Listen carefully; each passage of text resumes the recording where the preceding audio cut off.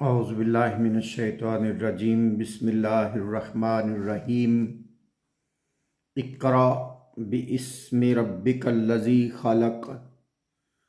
صدق اللہ العظیم اللہم صلی علی سیدنا و مولانا محمد وعلی آلہ واصحابہ وبارک وسلم۔ قرآن مجید کی سب سے پہلی نازل ہونے والی سورہ مبارکہ اللہ رب العزت نے حضور نبی اکرم صلی اللہ علیہ وآلہ وسلم سے جب پہلا کلام بذریعہ جبریل امین علیہ السلام فرمایا تو فرمایا اقرأ باسم ربک، پڑھیے میرے محبوب صلی اللہ علیہ وآلہ وسلم 7 نام رب کا، اپنے رب کے، الذی خلق، جس نے پیدا کیا۔ پہلے لفظ کے اندر اللہ رب العزت نے پڑھنے کی، تعلیم و تربیت کی، حکمت کی اور تمام کائنات کے علوم کو حاصل کرنے کی ترغیب اس پہلی آیت کریمہ کے اندر دی کہ اگر کائنات کے سربستہ راز جاننا چاہتے ہو اور اپنے خالق اور مالک کی معرفت حاصل کرنا چاہتے ہو تو پھر قیامت تک آنے والے لوگوں کے لیے میسج اور پیغام یہ دیا کہ ہر وقت پڑھیے، تعلیم حاصل کریے اور علم کے ساتھ اپنی وابستگی اختیار کیجیے، اور تاجدار کائنات صلی اللہ علیہ وآلہ وسلم کے ذریعے سے امت مسلمہ کو خاص طور پہ پیغام دیا کہ اگر تم دنیا کے اوپر حکمرانی چاہتے ہو، سرفرازی چاہتے ہو، سربلندی چاہتے ہو اور اپنے آپ کو دنیا کے اندر باعزت دیکھنا چاہتے ہو تو اس کا راز اس میں ہے کہ تم علم حاصل کرو، اور علم بغیر پڑھنے کے نہیں آتا، اس لیے پڑھنے کے ساتھ اپنا شغف پیدا کرو۔ کیا پڑھا جائے؟ اللہ رب العزت نے اس کی طرف بھی اشارہ فرمایا بِاسْمِ رَبِّکَ، اپنے رب کے نام کے ساتھ پڑھیے۔ یعنی جس تعلیم کو، جس علم کو حاصل کرنے کا اللہ رب العزت نے پڑھنے کا حکم دیا وہ علم ہے جو بندے کو، پڑھنے والے کو، اس کے مالک، اس کے رب کی معرفت عطا کرے۔ ایسا علم جو رب کی معرفت عطا کرے وہ علم نافع ہے، اور جو رب سے دور کرے وہ علم غیر نافع ہے۔ اور اللہ رب العزت اس آیت میں یہ اشارہ فرما رہے ہیں کہ وہ علم حاصل کرو جو علم نافع ہے، یعنی وہ علم حاصل کرو، وہ کچھ پڑھو جو تمہیں تمہارے رب سے ملا دے۔ رب کا، الذی، وہ ذات جس نے خلق، پیدا کیا۔ تو تخلیق کرنا، پیدا کرنا، بنانا، نہ ہونے سے ہونا کرنا۔ جب اللہ پاک کسی چیز کو پیدا کرنا چاہتا ہے، اذا اراد شیئا، اللہ کسی چیز کو پیدا کرنا چاہتا ہے، اور اذا اراد شیئا ان یقول لہ، تو اللہ پاک اس شے کو فرماتا ہے کن، ہو جا، فیکون، تو پھر وہ ہو جاتی ہے۔ یعنی اللہ رب العزت جس چیز کو تخلیق فرمانا چاہتا ہے سب سے پہلے اس چیز کی چاہت کرتا ہے، اس چیز سے محبت کرتا ہے، پھر اس چیز کا ارادہ کرتا ہے، اس چیز کو بنانے کا ارادہ کرتا ہے، اور اس چیز کو کہتا ہے، فرماتا ہے ہو جا،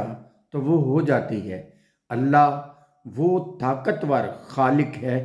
جس کو کوئی بہت بڑے احتمالات اور اہتمامات نہیں کرنا پڑتے، بلکہ وہ جس چیز کو پیدا کرنا چاہتا ہے اس چیز کو اتنا ہی فرماتا ہے ہو جا،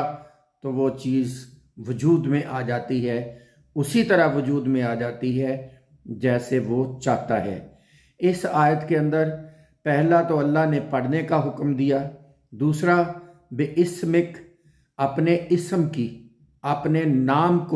کی طرف اشارہ کیا، و رب کا اور اپنے رب ہونے کی طرف، یعنی اللہ رب العزت نے پہلی اپنی صفت جو اپنے کلام کے اندر قرآن مجید کے اندر بیان کی وہ اپنا نام ہے، بے اسمک اپنے رب کے نام سے، یعنی اس کے نام سے پڑھیے۔ تو سب سے پہلا جو اپنا تعارف کروایا اپنا نام کی طرف متوجہ فرمایا، اور پھر اس کے بعد اپنے رب ہونے کی صفت کو بیان کیا، اور پھر اس کے بعد وہ ذات، وہ اللہ زی کا مطلب ہے وہ، یعنی وہ ذات خالق جو پیدا کرنے والی ہے۔ اس آیت کریمہ کے اندر پڑھنے کا حکم دیا، اور پڑھنے کے حکم کے ساتھ کیا پڑھنا ہے وہ فرما دیا، اور اس کے بعد اپنی اللہ رب العزت نے 3 صفات بیان کی۔ پہلی اپنا اسم کی طرف متوجہ کیا، دوسرا اپنے رب ہونے کی طرف متوجہ کیا، اور تیسرا اپنے خالق ہونے کی طرف متوجہ کیا۔ اللہ رب العزت نے اپنی 3 صفات کو اس پہلی آیت کریمہ کے اندر بیان فرمایا، اور جو حضور تاجدار کائنات صلی اللہ علیہ وسلم کے ساتھ پہلا کلام فرمایا جبریل امین کے ذریعے سے، اس میں پڑھنے کا حکم دیا، اور پھر اپنے آپ کو رب ہونا ظاہر کیا۔ تو ہے تو اللہ ساری کائنات کا رب، ساری کائنات کو پالنے والا، ساری مخلوقات کو بنانے والا، ساری مخلوقات کو رزق دینے والا، ساری مخلوقات کو نہ ہونے سے ہونا بنا کر اسے پروان چڑھانے والا،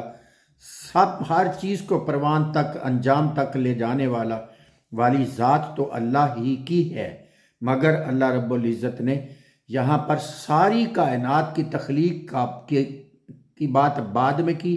پہلے اپنے آپ کو رب ہونا ظاہر کیا، اپنی ربوبیت والی صفت کا بیان کیا، اور وہ بھی یہ نہیں فرمایا کہ میں کائنات کا رب ہوں، بلکہ یہ فرمایا محبوب ہم آپ کے رب ہیں، یعنی ہم آپ کو پالنے والے ہیں، ہم آپ کے، یعنی حضور تاجدار کائنات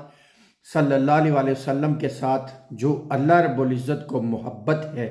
جو تعلق ہے، اس تعلق کو بیان کیا اور اپنا رب ہونا بھی ظاہر کیا۔ تو حضور تاجدار کائنات صلی اللہ علیہ وسلم کا رب ہو کر ظاہر کیا۔ تو اس کے اندر اللہ رب العزت ہمیں بہت سارے پیغامات ارشاد فرما رہا ہے۔ ایک پہلا پیغام پڑھیے، اور دوسرا کیا پڑھیے؟ اپنے رب کا نام پڑھیے، اپنے رب کے ذات کا ذکر کیجئے، اور رب کا، اور جس رب نے تمہیں پالا ہے، جو تمہیں پروان چڑھاتا ہے، جو تمہیں نہ ہونے سے ہونا بنا کر آخر تک لے جاتا ہے اور انجام تک لے جاتا ہے، وہ رب، اور اس کو یاد کیجئے، اللہ ذی خالق، اور وہ رب ہے جس نے تخلیقات فرمائی ہیں، مخلوقات فرمائی ہیں، جو تجھے پیدا کرنے والا ہے۔ اس رب کے نام سے ہمیشہ پڑھتے رہیے، اس رب کے نام کو ہمیشہ یاد رکھیے، اس رب کے نام سے کبھی لاپرواہ نہ ہو جائیے، ہر وقت اس رب کے نام کے تصور میں گم رہیے، اپنا تعلق ذہن کا، قلب کا، دل کا، روح کا، سر کا، اسرار کا، ہر تعلق ظاہر کا اور ہر باطن کا تعلق ہمیشہ اپنے رب کے ساتھ، جو تمہیں پیدا کرنے والا ہے، جو تمہیں رزق دینے والا ہے، جو تمہیں پالنے والا ہے، اس کے ساتھ اپنے تعلق کو ہمیشہ مضبوط اور جوڑے رکھیے۔ اسی میں تمہاری کامیابی ہے، اسی میں تمہاری کامرانی ہے، اسی میں تمہاری فلاح ہے، اسی میں تمہاری ترقی ہے، اسی میں تمہاری نجات ہے، اسی میں تمہاری دنیا بہتر ہے، اسی میں تمہاری آخرت بہتر ہے۔ اللہ رب العزت ہمیں قرآن مجید پر عمل کی توفیق عطا فرمائے۔ والسلام علیکم ورحمۃ اللہ وبرکاتہ۔